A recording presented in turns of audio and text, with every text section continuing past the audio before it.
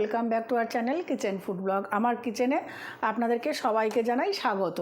আজকে আমি একটা পাট শাকের রেসিপি নিয়ে দেখাচ্ছি, শেয়ার করছি। এটা আমি কীভাবে রান্না করি সেটা আপনাদের সাথে শেয়ার করছি।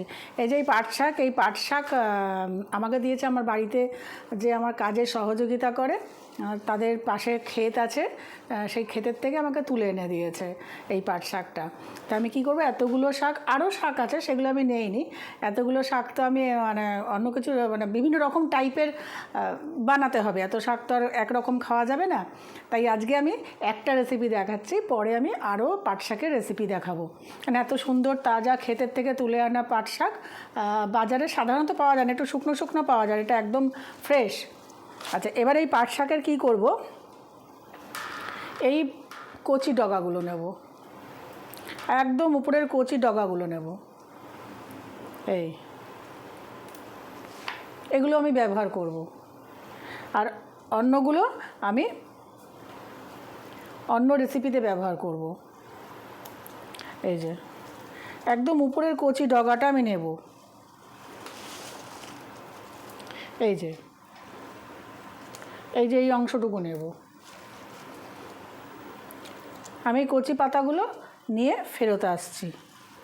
আমি পাট শাকটাকে ভালো করে বেছে নিয়ে ধুয়ে রেখেছি, আর এগুলোকে আধখানা করিনি। কচি শাক তো এরকম আস্তই থাকবে, আমি কুচি করিনি।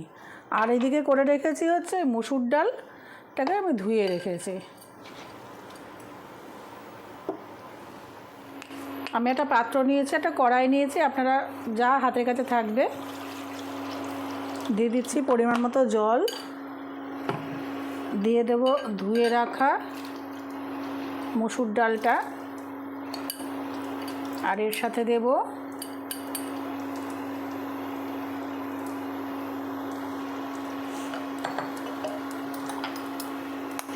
লবণ,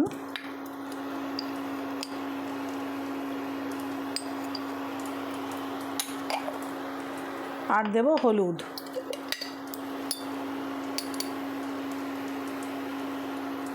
এবার এটাকে আমি সেদ্ধ করে নেব, আর কিছু এর মধ্যে করার নেই। এটা 80% সেদ্ধ হয়ে আসবে, সেই অবস্থায় আমি ফিরে আসবো আপনাদের কাছে। এই যে ডাল সেদ্ধ হয়ে গেছে, এবার আমি কি করব, আঁচটাকে একটু কমিয়ে নিয়ে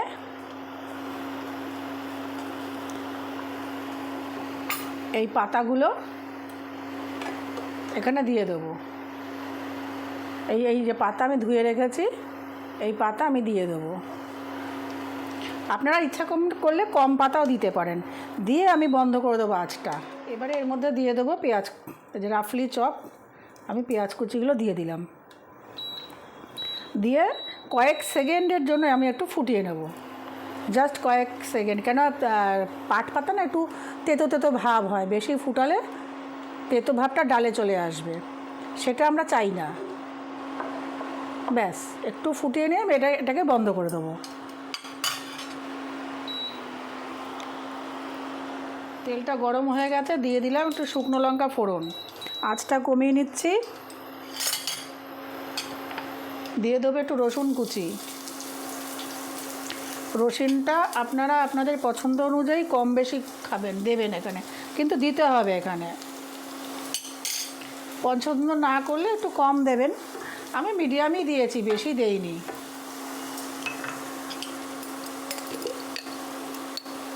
দেবো একটু কালো জিরে সামান্য,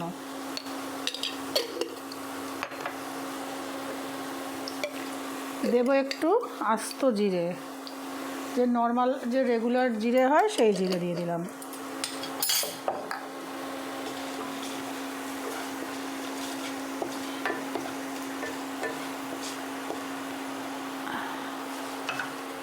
এইবারে এই যে ডালটা রেখেছিলাম, সিদ্ধ ডালটা পেঁয়াজ আর পাট পাতা দিয়ে এটা এর মধ্যে দিয়ে দেবো।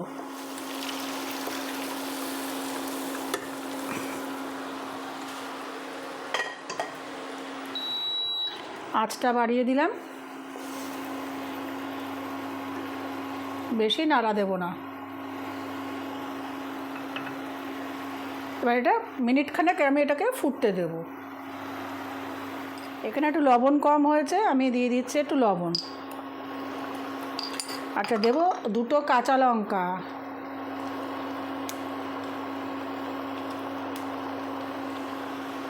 এবার আঁচটাকে কমিয়ে দেব। এইবারে আরেকটু কমিয়ে দিই আঁচটা। ও, দিতে ভুলে গেছে একটা জিনিস, দেবে একটু চিনি। এটা কিন্তু চিনি গুঁড়ো করে রাখা, হ্যাঁ, নর্মাল চিনি লস্যি বানিয়েছিলাম তাই গুঁড়ো করেছিলাম তাই।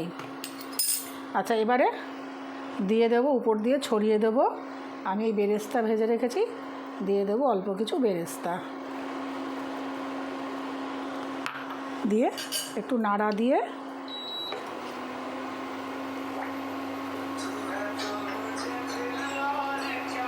তৈরি হয়ে গেছে আমার পাট পাটা দিয়ে মুসুর ডাল।